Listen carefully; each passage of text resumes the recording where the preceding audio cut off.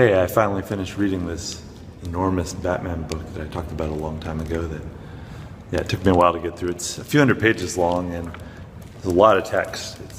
It's old school comics, so it's not as imagey, it's more text laden than newer funny books, as they say.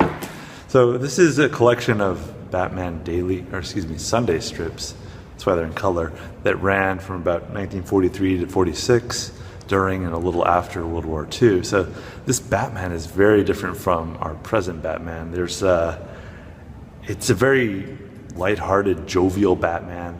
It's not like even the original, like early Batman that ran like in 1939-ish era, 1940, when he was this really Dark Knight character. He was kind of scary. This is not that Batman at all.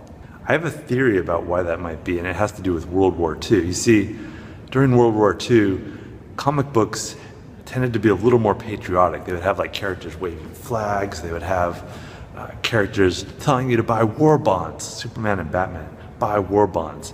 How strange is that now to imagine Batman or whatever advertising war bonds?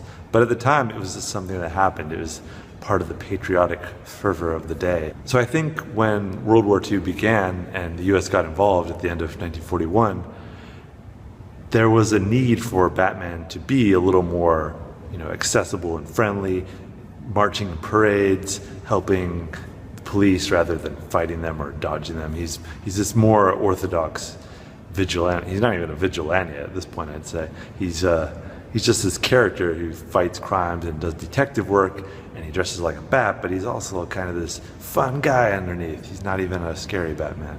It's easy to see where the Adam West Batman of the 1960s came from. This is very similar to that. A lot of these stories could easily be adapted for that show. I could see that. The art is really great in these stories. A lot of different artists. There's credits in there, but probably the best one I think is Dick Sprang, who does this beautiful cover, wraparound cover. Just looking at the back, some iconic villains. Great art. So yeah, the art is good, but yeah, what took me a while to get through this is the story, they're okay stories. They're not stories that you're going to be like, oh, I got to read that story again. That was great.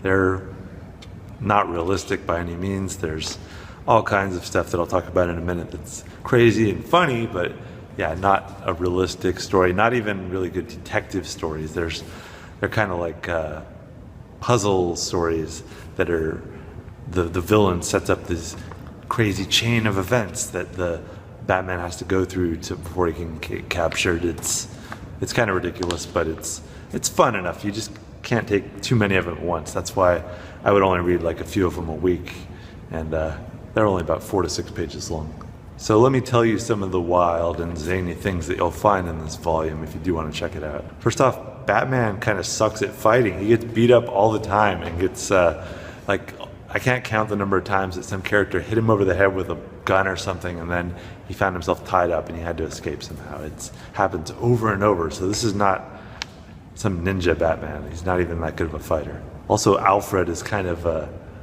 this almost cartoony character. He's this really foppy Brit, and he seems almost out of the art style. Seems almost different from the rest of the comic. He's just lankier and more exaggerated. It's like, where did that ridiculous Alfred? He's almost like a comic relief character, which in the modern Batman world, I wouldn't say that he is. So a lot of the iconic characters show up in this. We have the Penguin, for example, but instead of having henchmen, he actually has real penguins that are helping him fight crime. They're not like mutant penguins or super genius penguins. They're just regular penguins holding guns and doing things to help him fight crime.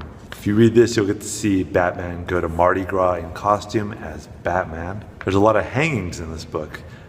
For a Sunday comic, it's kind of surprising to see all these characters just getting hung, but yeah, it happens quite a bit. You'll get to see Batman in a chariot race shouting at a horse and calling it baby.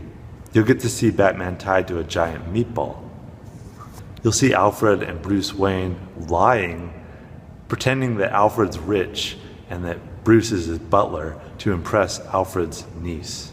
You'll get to see a criminal wear a gopher mask. You'll get to see lots of really stupid clues. You'll get to see Batman steal a firework from a little kid and use it to shoot somebody. You'll get to see the Joker playing football. You'll get to see that the Joker has a Joker-themed fireplace. You'll get to see Batman once again lying to protect the feelings of Penguin's grandmother, who doesn't know that he's a criminal. You'll get to see Robin dressed as a little girl. I feel almost like the writers were perversely attracted to this idea. And you'll get to see lots of 1940s people from the Orient.